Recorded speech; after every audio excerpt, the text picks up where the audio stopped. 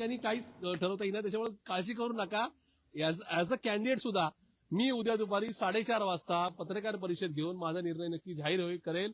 पण आता कुठलाही निर्णय झालेला नाही, किंतु परंतु नाही. पुन्हा तुमच्या एका विषयावर मी सांगतो, जसं आदरणीय साहेब, आदरणीय ताई, तसंच माझे एकेकाळचे 24 वर्षाचे लाडके नेते आदरणीय अजितदादांबरोबर माझा कुठल्या प्रकारचा वाद, किलमिश किंवा शत्रुत्व नव्हतं, नाही, उद्या सुद्धा नसेल. काय अडचण आहे आणि जर काय एकत्र आलात तर काय वेगळी वाट धरणार का? असे आता गाडीतून निघालोय, पुण्यापर्यंत पोहोचायचंय, गाडी त्या का गरम झाली, गाडी थांबली तर त्या ठिकाणी एसटी आहे का, एसटीत बसायचा हा विषय नंतरचा आहे. इफ अँड बटवर चर्चा करून काही उपयोग नाही. संकेत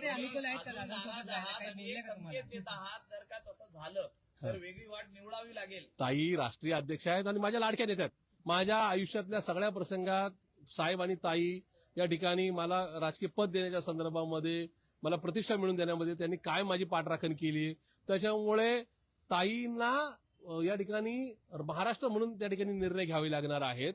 हा काय फक्त पुण्यापुरता निर्णय नाही. त्याच्यामुळे मी सुद्धा काही ठिकाणी असा माझ्यासाठीच अमुक निर्णय घ्या असा हट्ट बिलकुल धरू नये अशा मताचा मी आहे. मी या संदर्भात सविस्तर चर्चा केली आहे. तुम्हाला उद्या म्हणजे मला नाही वाटत फक्त काय 16-18 ताससाठी तुम्ही थांबलं पाहिजे. ॲज अ कॅन्डिडेट मला उद्याच निर्णय जाहीर करावा लागेल, तर परवा नाही नाही नाही.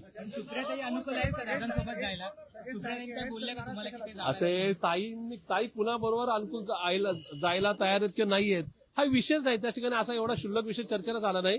या ठिकाणी फक्त आणि फक्त मी आज जो प्रस्ताव दिला, उद्या कार्यकर्त्यांचं म्हणणं ऐकून ताई मी आणि सन्मान्य शिंदे साहेब हे कॉन्फरन्स कॉलवर बोलणार आहेत आणि त्याच्यानंतर माझा अंतिम जो काय निर्णय आहे तो उद्या संध्याकाळी 4-4:30 वाजता डिक्लेअर केला जाईल. प्रस्तावाबद्दल निर्णय नाही झाला तर कार्यकर्ते नाराज होतील आणि त्यानंतर जे काय होईल त्यासाठी नेमकं कसं असणार? असं आहे, मी एवढा मोठा लीडर नाही की माझ्यावर कार्यकर्त्यांनी डिपेंड राहावं. पण एक नक्की आहे की राष्ट्रवादी काँग्रेस पार्टीने आदरणीय पवार साहेबांनी, आदरणीय सुप्रियाताईंनी मला पूर्ण अधिकार दिला. ताईंनी मला खूप फ्रीडम दिलं. त्याच्यामुळे न्याय देतील असा विश्वास आहे तुमच्या? अरे ताईंनी मला खूप न्याय दिलाय. ताईने एवढा न्याय कुणीच दिला नाही. त्याच्यामुळं नाही